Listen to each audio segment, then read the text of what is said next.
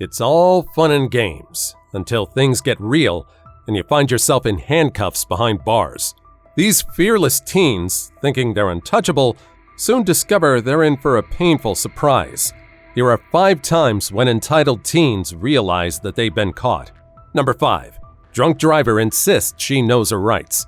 In the early hours of a crisp morning, a routine traffic stop unfolds on a quiet street. An officer, vigilant in his duty, pulls over a car for speeding, clocking in at a brisk 45 miles per hour in a 35 mile per hour zone. How you doing this morning? Good, how are you? Not too bad. The reason I stopped you is I clocked you at 45 mile an hour going south on York. Is there any reason for the speed this morning? The driver immediately contests this claim. She's adamant she wasn't speeding, but the officer, experienced in these roadside debates, isn't swayed. He requests the driver's license, the standard procedure. Not going 45. Okay. Well, this isn't something I'm going to contest with you. You're on the side of the road. If I get your driver's license, please and thank you. The officer shifts his focus to the passenger, who's riding shotgun with the driver, and requests his ID. Sir, do you have an ID or driver's license on you? He keeps the questions coming, digging into where they're coming from and where they're headed. Where are you coming from this morning? I am coming from my friend's house. Where's your friend's house at? She lives on I know. The driver's responses are a bit fuzzy, mentioning they were at a friend's place, but tripping over the specifics. Lives. She lives there. Okay. Yeah, she lives there. And where's No Bottom at? I'm not sure. No bottom is like that. What city? What city? It's a dance of words, where clarity is the missing partner. What city? Berea. Berea. Okay. Yeah, Berea. Where you headed? I'm going back home. Here. And where's home for you? Karma.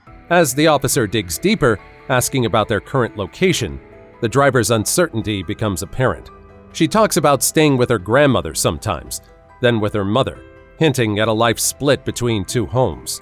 Where are you at? I stay with my grandma sometimes, and I stay with my mom. So my grandma lives in Brook Park, and my mom lives in Karma. Okay, but where are you? But when probed for the exact location, her responses falter, hinting at a disconnect from her surroundings. Okay, but where are you at right now? I'm like in Berea, or North Ridgeville, or something. The situation takes a turn when the officer asks if they've been drinking. The driver, now defensive, admits to having consumed a couple of beers. Over for. I told you what I pulled you over for. Have you been drinking tonight? Have either of you been drinking tonight? I had like 2 beers. All right, sit tight. I'll be right back. Okay. This revelation adds a new layer to the encounter, one that could potentially escalate matters further. The officer stays cool and repeats the reason for the stop, asking once more about alcohol. Please step out of your car. Can you tell me why? I will explain why when you get out of your car. Why are you pulling me over? I've already explained why I've pulled you over. But the driver's not feeling cooperative. She challenges the officer, doubting the stop's validity and refusing to get out of the car. Why? I stopped you for speeding. That's the 3rd time I've told you. I clocked you at 45 Can you and show a me the gun? 35. Can you show me the gun? I was using moving radar in Show the me- car. Can you show me? It's a bit of a showdown, with the young driver not fully grasping the gravity of her actions. The officer's patience wears thin. He warns the driver of impending arrest for obstruction if she fails to exit the vehicle. Step out of the car now or I'm going to place you under arrest. It's my 4th Amendment. Can you show me? No, it's not your 4th Amendment right. Step out of your car. Show me your... It's a clear line drawn in the sand, yet the driver, entrenched in her defiance, refuses to budge. Just show me your... Step out of the car. Don't Step touch out of the car. Do not touch me, please. Do not grab me. You're under arrest. For what? For obstruction. In a critical moment, the officer makes the call to arrest the driver for obstruction. Out of the car. I asked him why he pulled me over. Doesn't have to tell you why. Yes, he does. And I heard him tell It's you part of he's the First speeding. Amendment. I heard him say speeding. And did he prove it to me? The passenger, now left alone in the car, is instructed to exit. You want me to get off the phone? Yes, please, if you don't mind. They want me to get off the phone? You can call him back when I get done. He complies, stepping into a reality where his friend's resistance has resulted in an arrest. The officer carries out a routine pat-down, just a precaution to check for weapons and keep everyone safe. Yeah. No, I've All right. got my phone. Set your stuff on the car there. I'm just gonna pat you down real quick. All right. It's this and this and Oh, my. no reaching. No it's reaching. my wallet. You can see it. Okay, that's fine. The passenger, perhaps more aware of the situation's gravity, cooperates.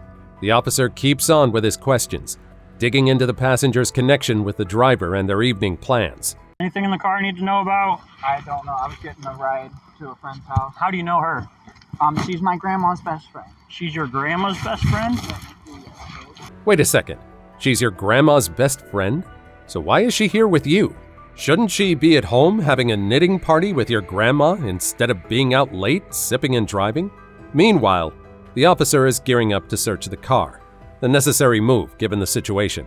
The passenger is instructed to wait at the cruiser while the officer conducts his search. Do me a favor, we're going to walk back to the front of my cruiser for a second, okay? You're not being placed under arrest or anything of that nature. I'm just going to have you step back there while I Am go I through the being car. detained? No, not right now. It's a moment of reflection, a pause in the night's unfolding drama. The officer begins his search, focusing on the area where an open container was found. No. And it's open and empty. As the driver is handcuffed and taken away, the whole vibe changes. What began as a regular traffic stop has now become an arrest, momentarily leaving the passenger in a state of disbelief. The discovery of an open container inside the car adds another layer to the story, hinting at choices they made earlier in the night that led to this point. Initially, the young driver seemed all confident, thinking she could handle the situation. But as reality starts to sink in, her defiance looks less like confidence and more like a misguided attempt to handle things. Meanwhile, her passenger stands outside the car, observing as the officer carries out the search. Maybe he's beginning to understand the repercussions of their actions, and how a night that started as an adventure has taken a serious turn. Number 4. Good cop, fake cop? In Kenosha, Wisconsin, a peaceful evening is shaken up by the sudden appearance of a police cruiser's flashing lights. All eyes turn to a teenager next to a car decked out with an odd assortment of lights and sirens. The young guy finds himself confronting the officers.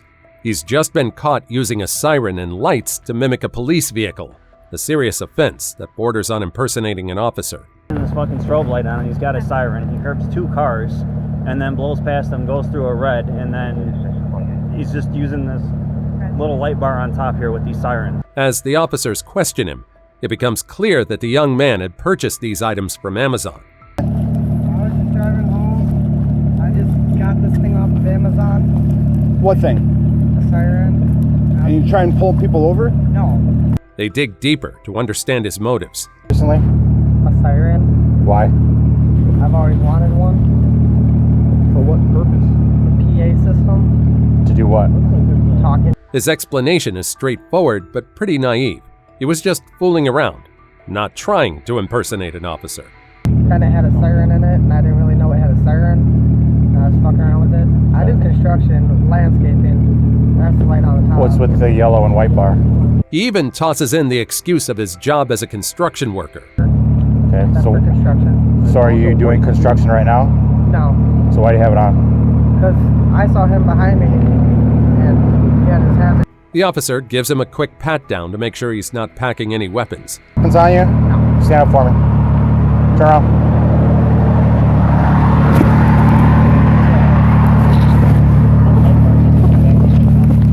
The suspect is questioned about his actions. Behind him, hit your light and your horn, put him to the curb, stop behind him for several seconds, and then sped around him. No, I didn't do that. That's not what I heard.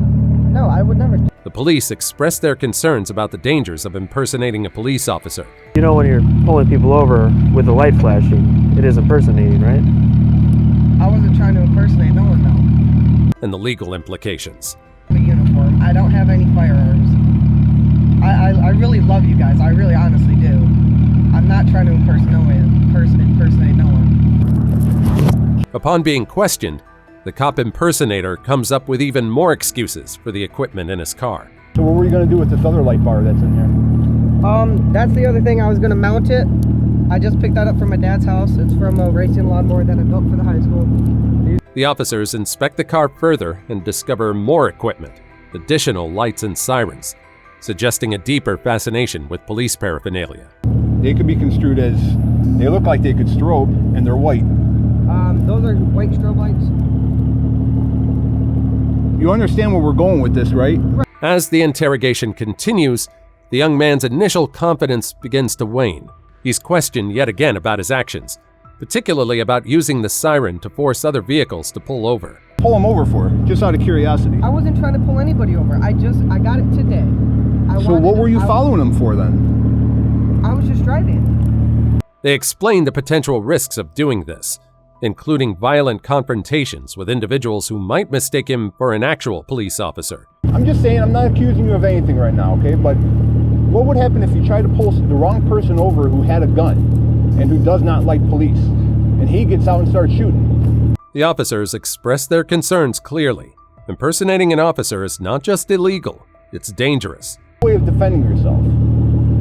Nevertheless, that this is a crime for you impersonating a police officer. You know that, right? I'm not trying to impersonate no one. Everything that is... The young man listens, his earlier bravado slowly diminishing. You're gonna end up getting yourself hurt over something stupid just because you want to play around. The conversation takes a turn when the young man reveals his interest in police work. I don't know. You've always wanted to be a cop. Yeah. Just didn't work out for you. No. And it happens. Unfortunately, some people just doesn't work out. But he shares his past aspirations to become a police officer, a dream that now seems ironic given his current predicament. Like you were a cop a little bit, right? Right? You were like, hey, I'm gonna go full blown here. We're gonna pull someone over, get him out of the car. The officers, while sympathetic to his aspirations, remain firm in their stance. They remind him of the legal implications of his actions. The young man, now more subdued, seems to understand the severity of the situation. Part of you, right? You're like, I have a light on, I have a siren, they pulled over for me, it's like I'm a cop right now, right? And unfortunately, one of those cars was a police car. And that's why the realization that he's not above the law is dawning on him. Essentially, pulled over somebody as a cop, but you're not a cop. Does that sound right? The officers make it crystal clear. He can't just play the cop role when he's not one. I understand what you're saying, that you're not getting out, you're not IDing people, you're not doing all that, but you can't stop cars out here, man. I understand. As the night progresses, the officers decide to detain the young man. I'll hold you. Well, like saving grace is not a weekend, so you don't have to sit there for 3 days before you get... They contact his probation officer, revealing another layer to his story. He's already on probation for previous offenses. This detail adds to the gravity of his current situation. The young man's demeanor has changed significantly from the start of the encounter. That sense of entitlement has faded, and now he's carrying a load of regret and realization. He gets a ride to the police station, and this trip from the street to the legal system really drives home the fact that there are consequences for what he's done.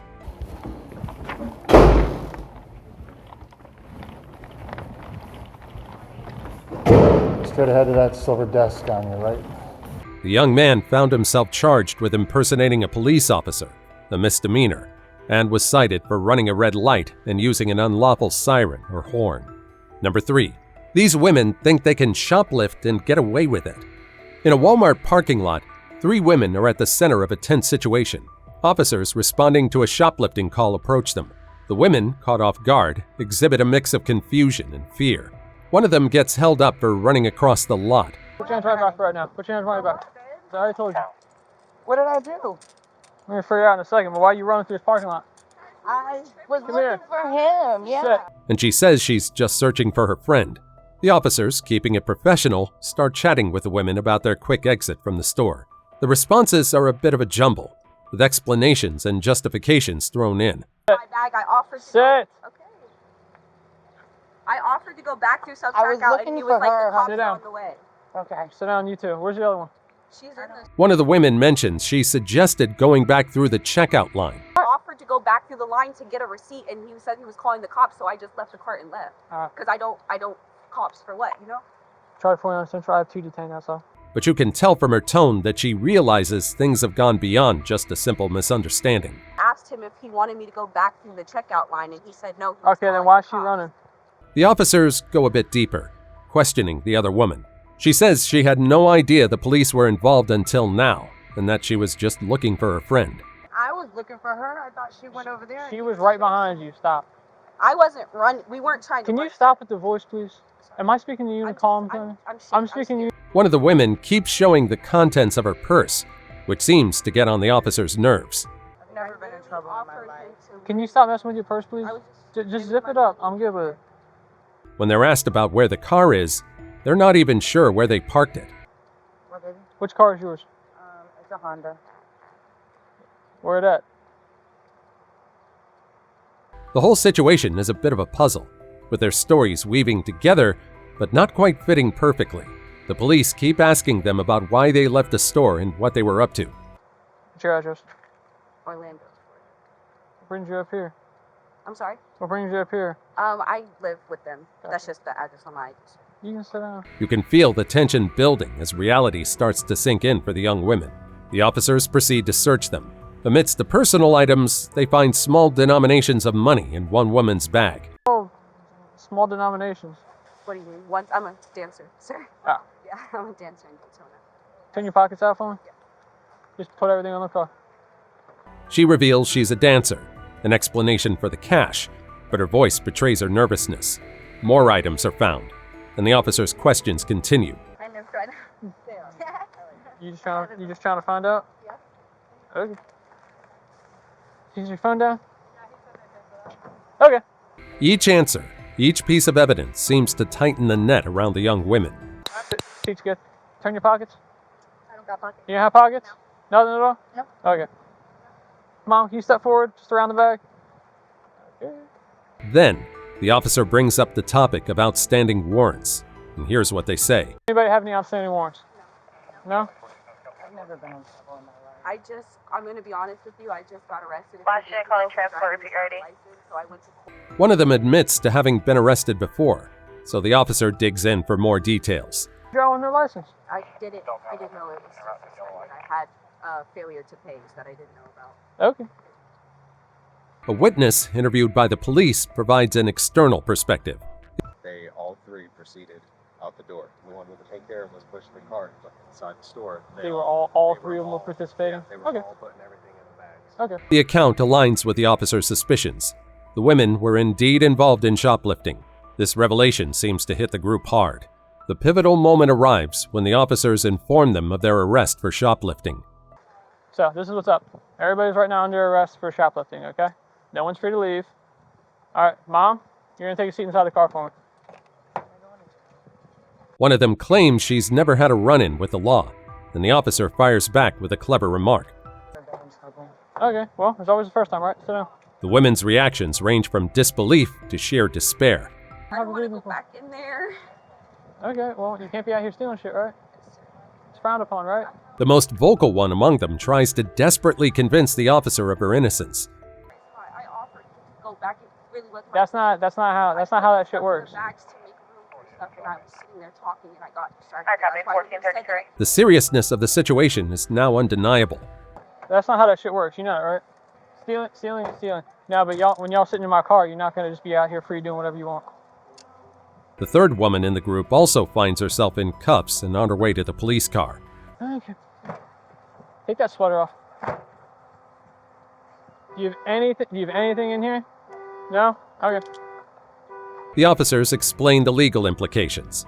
We're gonna see what happens as far as what all the totals were for everything and figure everything out, and then from there we'll determine what's going on. It's also revealed that the value of the stolen goods classifies their act as a felony. Why isn't it never just like one large item? Sorry. What car do they come in? Did you ask them? It's a Honda. It's over there somewhere. This information seems to weigh heavily on the young women. Essentially what happened is you guys sold too much stuff, and so now you guys have taken away my ability to be cool about it. As the officers continue to handle the situation, the women's pleas for leniency grow more desperate. I have a 1-year-old daughter. I'm 19. I'm empathetic to that, but at the same time, y'all stole a bunch of shit. They express their remorse, their voices heavy with emotion. Please stop. Stop. Guys, please stop. We all have to be adults about this. Y'all made an adult decision to do something, and y'all messed up. One of them brings up her 1-year-old daughter, her voice cracking under the pressure. Another, just 19, begs for a chance, her youth sharply contrasting with the gravity of her actions. But their pleas run headfirst into the unyielding reality of the law. One of the officers takes a look at the receipt of the stolen items and seems surprised by the amount. First of all, before taxes, it's like 940 something. That's a felony, my boy. Yep. The officers, showing understanding yet remaining resolute, make it clear that the consequences of their actions aren't up for negotiation. When he stopped me, if he could just bring. That's not how it works, though. Where you guys like run for a base and then like. Did you search him? Things heat up as the officers start talking about how to transport the women, bringing up the possibility of handcuffs and towing their vehicle. You drove here? Yeah, I drove. Where's your car? It's over there. Blue Honda. Are you guys towing it? Yeah. Blue Honda what? No, I'll have somebody come get it. Blue Honda what? The women's earlier entitlement and carefree attitude have completely vanished, replaced by the hard truth of their situation. What year? My car. It's a 2011. 2011 Blue Honda CRV. Please Okay. don't tow my car. They'll come get it. I promise. Somebody will come get it. The officer is clear that they've lost the privilege to request or demand anything. You lost the privilege to kind of run things how you want to when you try to steal almost $1,000 worth of things from Walmart. So. As they're led away for transportation, the weight of the situation becomes undeniable. Step up. Oh, wow. I never seen the inside of this before. I'm gonna turn there. Sadly, despite their pleas, they all have to confront the repercussions of their actions. You're gonna bring out phones and stuff, right? Yeah. What? Yep. Female segregated from males by sight and sound. All 3 women ended up facing charges of trespassing and felony grand theft. Number 2, woman refuses to leave ex's house. In a suburban neighborhood, a young woman named Samantha stands defiantly at the doorstep of her ex-boyfriend's house. Her presence, unwelcome and persistent, has stirred the calm of the morning.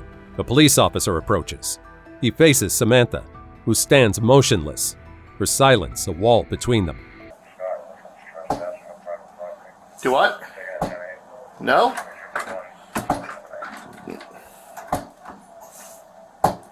Ma'am, step away from the door. The officer's questions hang in the air unanswered as Samantha's unresponsiveness sets the tone for what's to become a prolonged encounter. The ex-boyfriend's mom steps in and asks the officer to get her to leave. Alright, go inside. I don't want her here. She's been asked to leave many, many times. She doesn't want to leave. I don't want her hurt. I don't want her arrested. I just want her out of here, please. She's frustrated with her son's ex, but still worries about her. I don't want her hurt. I don't want her arrested. I just want her out of here, please. And I want it noted. I want a report. You could see she's been doing this forever. I've been waiting for my glass to come in and break. She's been asking Samantha to go for a while, but it's just not sinking in. The relationship between Samantha and her son is done and dusted. But Samantha sticks around, a not-so-pleasant reminder of days gone by. Dated my son. They're not together anymore. And I don't want her on my premises. This is my home. Okay. And I don't want her here. And this is my son. And I don't want him coming out of here because I don't feel safe with her. Mom's message is clear. Samantha isn't welcome here. Even though the situation is crystal clear, Samantha doesn't budge. Ma'am, what is your name?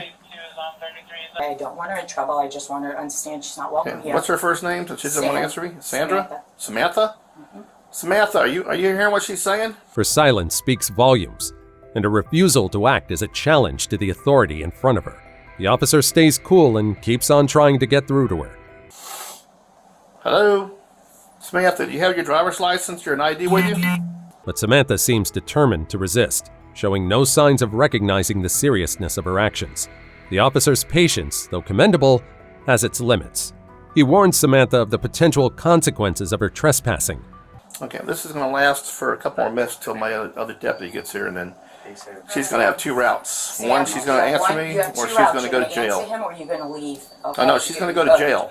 The law is clear, and her continued presence on the property is a violation of it. Yet Samantha's response is more of the same: silence and defiance.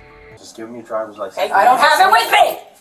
You still need to leave. Well, then you need to talk to me. I can understand how relationships and stuff like that can be very, very volatile. As time ticks by, the officer's warnings become more pointed. But this is not the way to act like it, because I'm assuming you're an adult. All right? What is your last name? The possibility of arrest looms over the scene like a dark cloud. Samantha, however, seems unfazed. Amanda, what is your last name? Samantha, if you keep obstructing him, he is going to put you in cuffs. Just give him the information. This is Mom. And leave. This is ex-boyfriend. Her decision to stay and not to engage is a gamble, one that risks escalating the situation further. Are you going to leave right now off this property? Is this her car right here? Yes. Okay. Is that a yes or no? Sam, I'm not going to ask you again. Sam, they're not playing with you. In time, the tough reality starts to break through Samantha's stubborn front. Why would you want to go and obstruct justice and get yourself into trouble when you're being given the chance by 3 officers to leave here who are being very respectful and calm with you? Mom lays down a lecture and throws in a warning about what could happen next. You just can't stay here. That's going to cause you problems later. If you get arrested, then you got to go back to court. Then you're considered a stalker. Then you're obstructions of justice, not listening to a police officer. Samantha finally agrees to leave, though it feels more like a grudging give-in than a willing exit. So you heard her. She wants you trespass from this point. It's on camera. If you come back on this property and we catch you here, you go to jail. You understand? But that's not the end of the story. All right. Thank you. I don't know. As she drives off, there's a moment of relief, but it doesn't last long. Samantha's exit from the scene quickly leads to a traffic violation. Like I said, if she comes back on your property, you call us. Well, she's going to give us another reason to take her. Show Samantha 2780 this property. The officer, committed to his duty, decides to give chase. It's not a high-speed race. It's more like a leisurely drive, with Samantha's car meandering through the streets while the police officer follows at a steady pace. She's going to kill somebody. Yep.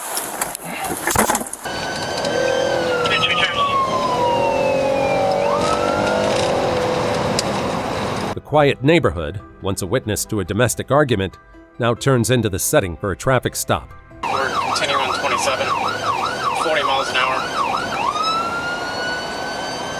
1033. Samantha finally pulls over, bringing her car to a stop. What the f did I do? What did I do? Unlock the door. Get on the car! What did I do? The officers got simple instructions: turn off the car and get out. But Samantha's not exactly playing along. Instead of cooperating, she seems confused and resistant. She's full of questions and pushback, and it's quite the opposite of what the officer's asking for. Turn around. Can you guys explain to me? He just told you what you did. I did not fail to yield. You squealed your tires in the neighborhood. You blew the stop sign. I squealed my tires. The reasons for the stop are explained: running a stop sign and failing to yield. These are not mere suggestions, but rules of the road, broken by Samantha's actions. Yet, her understanding of the situation remains clouded, her perspective skewed by her refusal to accept responsibility. Can you guys please? No, you're under arrest and your car's getting towed. But what did I do? Can I have my phone? It will go with you, alright? Can you guys please not do this? Do you mind searching her for me?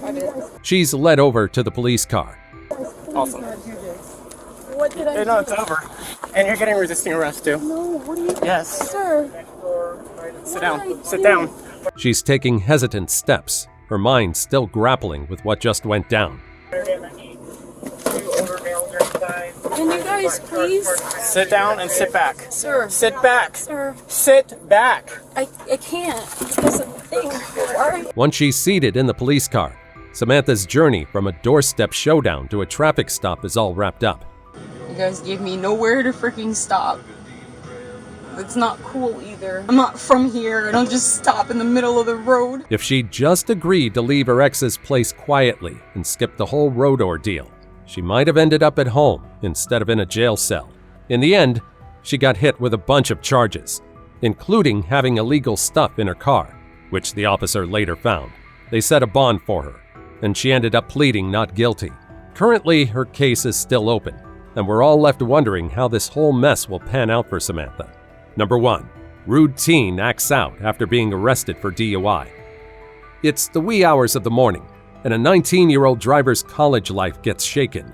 Those police car lights start flashing, and her face tells the story. Confusion and disbelief. Officer Westman is the reason, catching her for not using turn signals and for a near miss with a curb.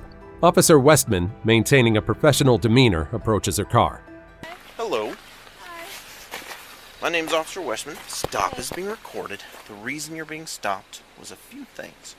So, when you turned onto California Street, and explains the reason for the stop. You didn't use your turn signal. Then you almost hit a curb. Then you made a left-hand turn here onto A Street, again not using your turn signal. He notices something alarming right away. There's blood trickling down her hand. I'm sorry, I usually... Okay. We're here frequently, so okay. Sorry. I see you have blood coming down your hand. Concerned, he inquires about it, but she brushes it off as a personal matter. I don't really think that's any of your business, I'm sorry. Alright, I'm just concerned. No, that's fine. No, I'm just here to... Okay, do you have your driver's license with you? It's a response that doesn't sit well with the officer, but he moves on to the next protocol. The officer asks for a driver's license and registration.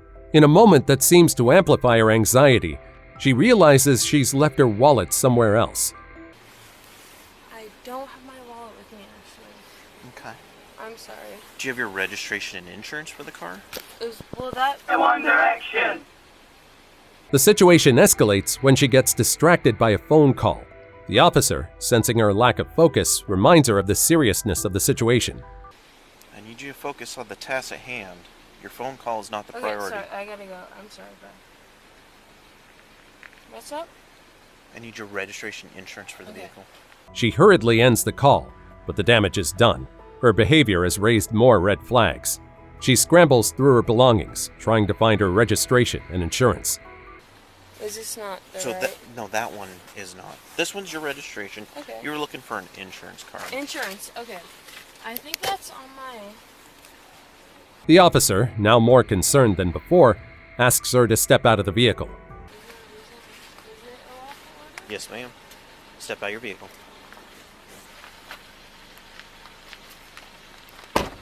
It's a lawful order, and despite her confusion and hesitation, she complies. Standing outside her car, the reality of the situation begins to dawn on her. The officer mentions his concern about her possible alcohol consumption and suggests voluntary field sobriety tests. So, I'm kind of concerned about how much alcohol you've had to drink tonight, plus your driving. Would you be willing to do some voluntary field sobriety tests? She's hesitant and refuses, her mind racing with the potential consequences of her actions. You just have to say yes or no you want to do the test. What do I do if I say no? That What doesn't, happens if I say no? Then I have to make my decision based on the observations I've seen at this point. In a decisive moment, Officer Westman concludes that she's intoxicated based on his observations. I've seen too many videos and I'm scared that I don't trust you guys. So what's going on beyond that? I'm here. She's placed under arrest for DUI. So, at this time you are under arrest. Place your hands behind your back. Wait, no. No, don't tense up, don't tense up. Relax. No. Relax. What the?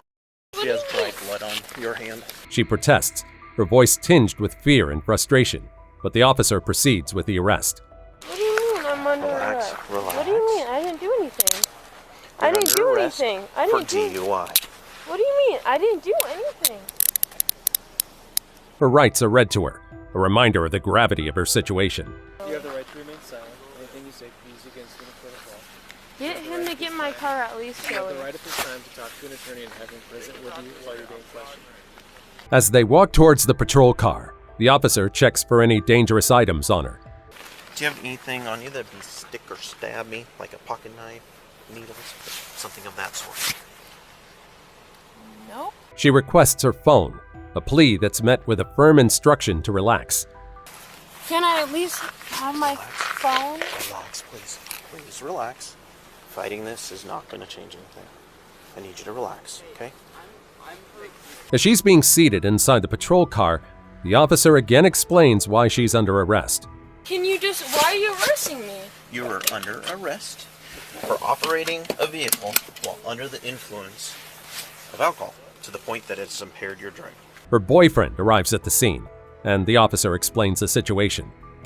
Appreciate you guys not walking up. What questions can I answer? I can't answer all of them. I'm her boyfriend. Yep. Can I just ask what's happening? She is under arrest for DUI. The officer explains the process and advises him about the next steps. And she's I driving real poor. told her I would walk there, and I got a call saying she was talking on her way. What are the next steps for us to go? She'll be with me for about the next 6 hours. He asks if he should contact her parents, but the officer advises him to leave the decision to her. She's so released. Should I contact her parents? I wouldn't. Let's wait. That'd be her choice. What about a vehicle? We're just gonna lock it up her. The officer comforts the boyfriend, letting him know that they'll lock up the car and make sure her phone goes with her. Yeah. Don't worry about it. We'll take care of it. Turn it off, please. Yes. We're gonna lock it. All right. Appreciate you guys. Thank you. All right. She'll give you a call when she has an opportunity. You can see the worry on his face, indicating that she's not in a good mental state. But she's just not in a good place right now. So if you keep that in mind, I would really. Where the cutting was coming from and all that stuff. Yeah. Is she bleeding right now? She told me she was cutting herself tonight. The officer reassures him that they'll take good care of her. Not there mentally, 100%. And she's obviously, I could tell by the way she's talking to you guys, she's drunk and not there. So yeah. He then tells the boyfriend to grab the driver's cell phone from the car to ensure it's with her. She wants you to find her cell phone to make sure it goes with her. Do you In the mind car- looking in in the the car? car? Yeah. You know what it looks like. Yeah. Grab her cell phone, and then, yes, she'll be able to give you a call. The officer and the boyfriend work out the final details for the car and the driver's belongings. Like in 6 hours or in the morning? Yes, as long as she doesn't have a prior DUI. If she had a prior DUI or warrants for arrest, then she'd have to go to jail. I know she doesn't, so. Okay. Back at the police station, the breathalyzer test awaits her. Do you have any physical impairments? Please put your feet down. I wouldn't come to your house and put my feet on yours. Please put your feet down. The officer methodically goes through a series of questions about her health. At the moment, sure, no. Sorry, that's No! two answers. Okay. Are you under the care of a doctor or dentist? Her responses are a mix of evasion and sarcasm. Nope. That's odd. It was a ghost. It wasn't me, huh? Okay. Anything mechanically wrong with the vehicle? No. The defense mechanism against the overwhelming reality she's facing. All right. But yes, I was driving the vehicle. Sorry, I was making a joke. Of course I was. Okay. I appreciate that. Like, obviously. The driver continues to respond to the officer's questions with a mix of sarcasm and seriousness. What? Who have you been drinking Who? with? You want me to list like all like the 20 names of people I can write friends. Friends.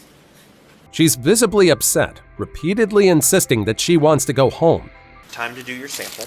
What I'm going to have you do is you're going to stand up. Can I just go home, please? Not at the moment. I know, but after this, please just. I will. But home feels like a distant reality now. The officer explains the instructions for the breathalyzer test. I'm going to put this into the breath nozzle. When I tell you, you're going to stand up, you're going to take a deep breath so your lungs can't hold any more air. She's reluctant, but eventually gives in. Still thinking. You can sit if you want. It's going to take about 10-second sample. It's probably longer than you're accustomed to. She completes the first breathalyzer test and is told there will be another. She requests to be let go after the test. Going and stop. Have a seat. That's going to think for just a couple minutes. We'll do it one more time, and then I can take the handcuffs off. Can you please just like. The girl expresses her frustration and desire to leave, while the officer explains the necessity of the procedure. I wouldn't be allowed to be a police officer. Exactly. You don't know what it feels like. So don't say you know, because you don't. No, I understand you don't want to be here, is what I'm saying. She takes the second breathalyzer test, but struggles with it. Going. Oh. You unsealed your lips, so the air didn't go through it. Take your deep breath in. As soon as you provide the sample, I can get the handcuffs off. Blow out. Blow, blow, blow, blow, blow, blow, blow, blow, blow, blow. Keep going, keep going, keep going, keep going, keep going, keep going, keep going, keep going. After a failed attempt, she manages to complete the second breathalyzer test. Blow, blow, blow, blow, blow, blow, blow, blow, blow. Keep going, keep going, keep going, keep going, keep going, keep going, keep going, keep going. Almost there. Keep going, keep going, keep going. Okay. That was my body camera. That was the machine. Is it fine though? It's gonna tell me here in a second. Take your handcuffs off. The officer comments on her immature behavior. The way you're behaving is childish. The officer lays out the next steps, and she learns she'll be placed in a holding cell until her release. After that, we're going to review it together. After that, you're going to be placed in a cell where you will remain until you are released. Until when? Can't tell you when. The girl gets frustrated and argues with the officer about her situation. No, it's a TV thing. This is a holding facility, it's not a jail. Okay, but what? I can't. Get in the cell. What? I can't make a call Nope. to anyone? Get in the cell. The officer explains why she must stay in the cell. For how long? You can be up here for 6 hours. I don't know how many more times I could answer that question for you. You don't have any answer for me. 6 hours. Get in the cell. The officer breaks down the legal consequences of her actions, including the possible license suspension. This piece of paper is your right to a hearing. Because you provided a breath sample, you have the right to have a telephonic hearing about the potential upcoming suspension of your license. If you would like to do that, He goes over the paperwork she needs to sign, like her right to a hearing and the release conditions. I have been given a written notice to my right to a hearing, including the steps required to obtain a hearing and understand that the notice of suspension, revocation, or denial of license. He stresses showing up in court and the repercussions if she doesn't. If you don't show up, there'd be a warrant for your arrest. She receives various arrest-related documents, such as the criminal citation and release conditions. So, when I release you here, this is what you have to follow. So anytime someone's arrested for DUI, they have to be in court the next court date. It's not your trial or anything. It's a real info overload for her. Court dates, legal stuff, and a harsh reminder of how fast things can go south. The driver, Mayred Quigley, got out not long after. Maybe this whole mess she found herself in will make her rethink her life choices and understand that she won't always get away with things, no matter how much she tries to wiggle out of it. And there you have it, folks. The most naive and reckless teens who found themselves behind bars. I'm still surprised by that girl who couldn't let go of her ex. She went as far as hanging out at her ex's house and making a spectacle of herself in front of the mother and the officers. It's no surprise things didn't turn out well for her. How about you? Which case left you stunned? Share your thoughts in the comments. Also, check out our other stuff showing up on the screen right now, and I'll see you in the next video. See you next time.